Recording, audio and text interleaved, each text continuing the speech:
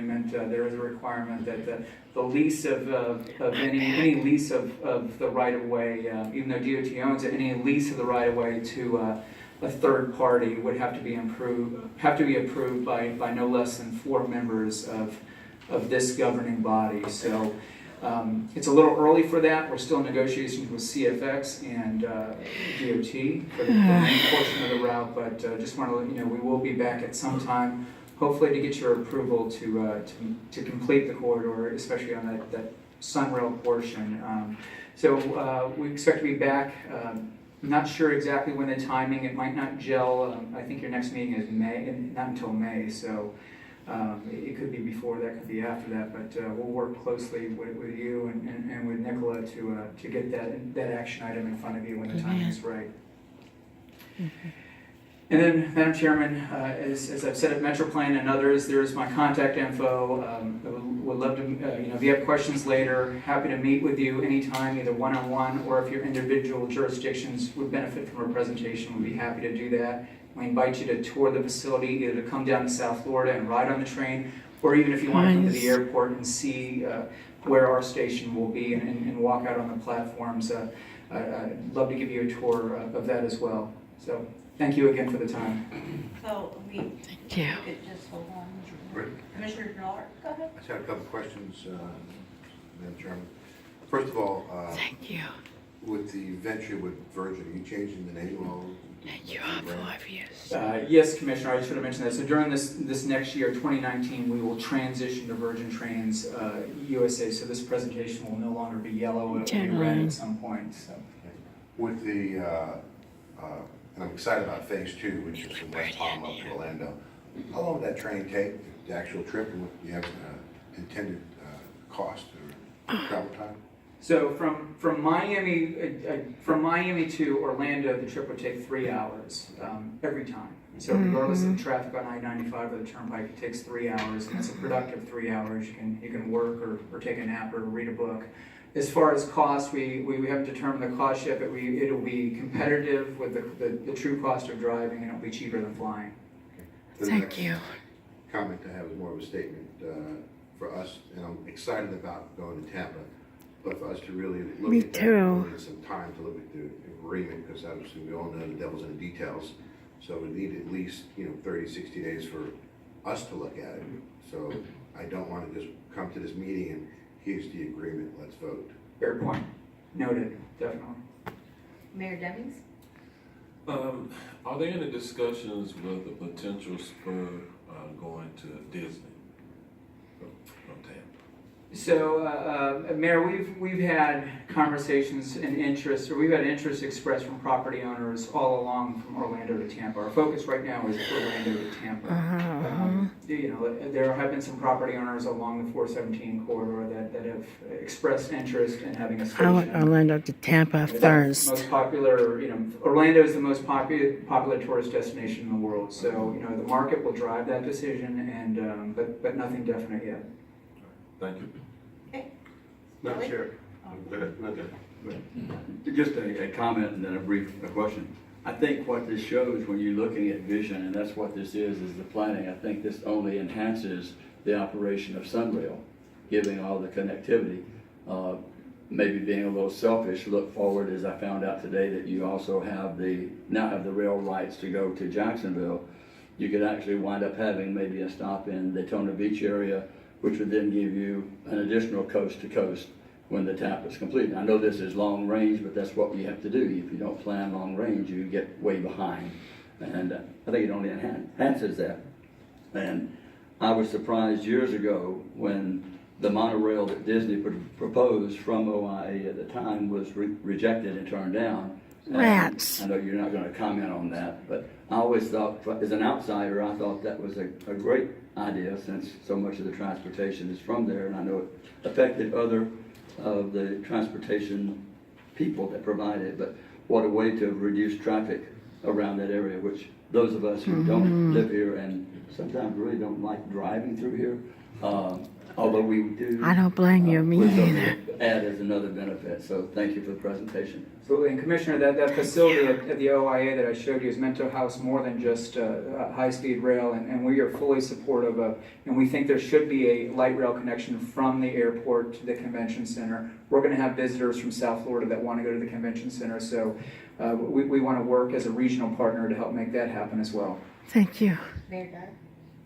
So I just happen to serve on all 4 of the boards that would have an interest in this. So I've had the benefit of the presentation a couple times, and I think it's an incredible opportunity for us as a region to have that rail connection between the airport and Sunrail and then on to Tampa. And there's a lot of things that we have to consider because their fare structure's a lot different than our fare structure. We're $2 and then $1 when you pass over a county line, and I suspect your fare structure from Orlando to Tampa is going to be something significantly different than that. And then whether we're running Sunrail trains on to the airport as well as right line trains to the airport. But I look forward to these discussions because I think 5 years from now this is going to be a fantastic system.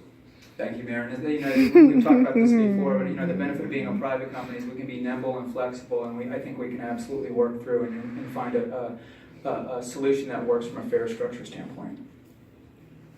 Well, a lot of my questions were proposed by the rest of the board, which is great. So this is definitely exciting, but obviously lots of conversation and considerations to be had besides the fare structure. Also, if we're going to be sharing that Sunrail corridor with your trains, I would like to know how many trains, would it cause any delay in our system, because we definitely don't want that to be happening. But I think we can all agree this is definitely an exciting opportunity, and we look forward to further conversations in the future with you. So thank you really very much for coming and giving us an update. Thank you. Thank you. Okay. Thank you. Next, we will have a long-awaited transition Thank you, guys. consultant update from Andrea Estrada. I think I got that right. Yes, you did. Thank you. Good morning, Chairman Janer and members of the commission. I'm happy to join you here today. Since this project Exciting. kicked off in August, we've made substantial advancement in our effort to analyze a number of documents, agreements, contracts, and we've been working really hand in hand with members of your staff I to love you. advance this effort to provide And you with the him. information that you need as you move into the transition period. So just a summary of what we were contracted to do. We were contracted to provide a history of Sunrail from inception to present day, and that's been fun to, not just kind of remember everything that this community did to get to where we are today. We've also been working with your staff to summarize and analyze the interlocal agreements. As a reminder, there are 3 interlocal agreements: the governance, operations, and finance. We've been working on an inventory and documentation of contracts and agreements. I do want to mention that in order to complete this analysis in a timely manner, it is essentially a snapshot in time. So everything that we could collect for Sunrail as of October 1st is included in our analysis. I do also want to point out that positive train control is something that's sort of in process right now, as you know, so that is not included in our analysis. We've also been working through the numbers. There's a lot of spreadsheets, and as we work with your staff to go through all of those numbers, we will be compiling all of this information into sort of a compendium to deliver to you. We're doing that right now. The expenses over the course of this analysis reflect the full 61-mile corridor. A future budget for Sunrail will really vary depending upon decisions made by the commission. There are a number of things that could influence the budget, including a 5-year capital plan. What does the commission want to do or feel that it needs to do over the next 5 years? That will influence the budget. How does the commission want to plan for refurbishment and replacement of vehicles, adding more vehicles, adding more you. service, thinking about that holiday discussion that was had earlier today? Yes, please. Does the commission want to expand the system in any way or expand service? Thinking about the governance structure of the system can influence the budget. The fare collection system has also been a topic of quite a bit of conversation. Insurance requirements can influence the budget, and of course, a decision on how the level of reserves the commission wants to keep going forward. So as we compile all of our information into our deliverables for you, we will make certain assumptions based on input from you and your staff, but know that there are various variables that will influence this. We are also preparing a list of recommendations. Initially, these include developing a 5-year capital plan for the system going forward based on what the commission wants to see. We also recommend undergoing an insurance evaluation. So this will influence the budget. It can also be done in a way that responds to what insurance claims have been placed so far in the operation of the system. There were certain assumptions that were made during the planning phase, and now that the system is in operation, you know more, we know more, we can make better decisions with the information that we have. We'll also recommend an audit of the existing contracts. So are the vendors that Sunrail is currently in contract with complying with their contract? Are they delivering everything that they're supposed to be delivering? We recommend a review of the condition of the bridges because of course that could influence operations and costs going forward.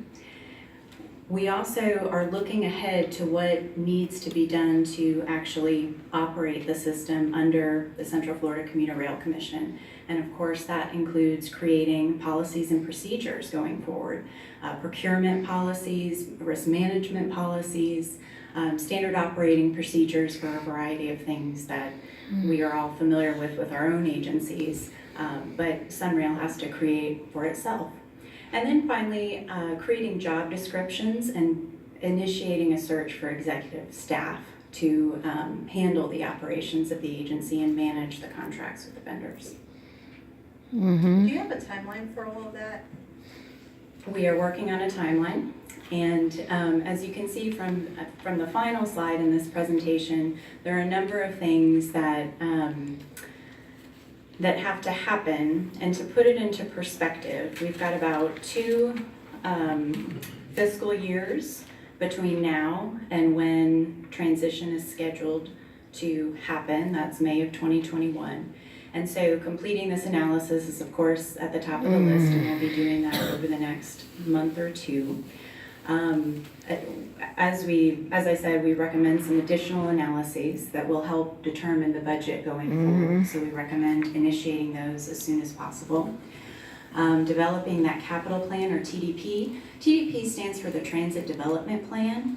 This is something that's required of all transit agencies within the state of Florida as a condition for state block grant funding, and it can serve as an operational plan and a capital plan going forward. So we would recommend developing that as soon as possible. Conducting that self-insurance evaluation, and then thinking about any legislative changes that you might want to see or you might feel would help transition the system going forward. And that of course could relate to the governance decisions. There may be no legislative changes that are necessary, but that's important to think about because the legislative cycle comes along once a year. A procurement strategy is necessary. So for operations, Sunrail is under contract with various vendors like Bombardier and Herzog. Those contracts can be renegotiated, and we would recommend looking into that. We'd also recommend starting the process of searching for and hiring executive staff first, and then building up that staff. In the interlocal agreements, it's contemplated that there will be at least 6 months of transition time during which the commission's operations and FDOT's operations will sort of be happening hand in hand. That's to ensure that smooth transition. What we've seen in some other systems is that a little bit longer than 6 months is helpful, but of course that can influence the budget and influence the schedule as well. And then where is Sunrail going to be housed? Where the computers need to be there, the furniture needs to be there, the phone system needs to be there. Those are things that aren't that exciting to think about, but they have to be there in order to operate an agency, of course. So those would be the second step. And then moving into transition, there's that parallel operation, and then, of course, the handoff. Okay, well, I'm gonna bring this back to the board. I know I certainly have a couple of questions. Anybody have any questions for Mrs. Straka? I know that I'm new here, so if I say something that's out of Thank order, you. just go ahead and rule me down. But I know one of the things I've been discussing with our attorney and also with John Booker, who's attended many of the meetings and has been involved. I was involved at it as another elected official back in 2005 forward. So although I'm new, I think one of the things that seems to have been discussed in the past is extending the transition time. I don't know whether that's appropriate to bring up at this time, but I think Ed since Kelly. you're talking about 2021, Volusia County. I think that's coming on much faster than we think. It's only, what, 2 years away? So that's much quicker. And I was talking about a long-range plan of something 2035. That's just around the corner as well. Mr. Kelly, if I may, we have, we're in conversations with the FDOT. We're waiting for a response from the secretary on certain things, including opening up of the contracts. So I think that once Ms. LaCory, we have a new secretary, is able to have a sit down, that would be probably a more appropriate time Okay. to discuss that, but you're absolutely right in your assessment. Okay, well, that and at some point it does need to Good or not. be discussed. And I understand that's been time frames on discussing it, and since we're discussing transition. I'll be and right it is back. very, very See if I close, got good I think stuff or time is not. probably of the essence to do that. Absolutely, I agree with you, and actually during my meeting a couple last week with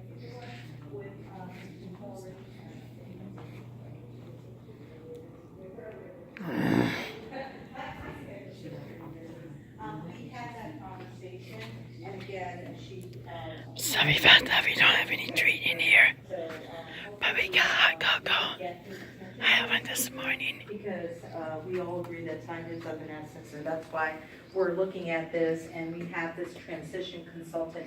And will you be available to brief the individual members if they have some more in-depth questions? Because I think this is a lot, and I know you don't want to belabor the meeting with a lot of details, but some of us may want a little bit more information. So will you be available for that? Okay, so. But I'm still excited. Anybody else have any questions for Mrs. Strowman?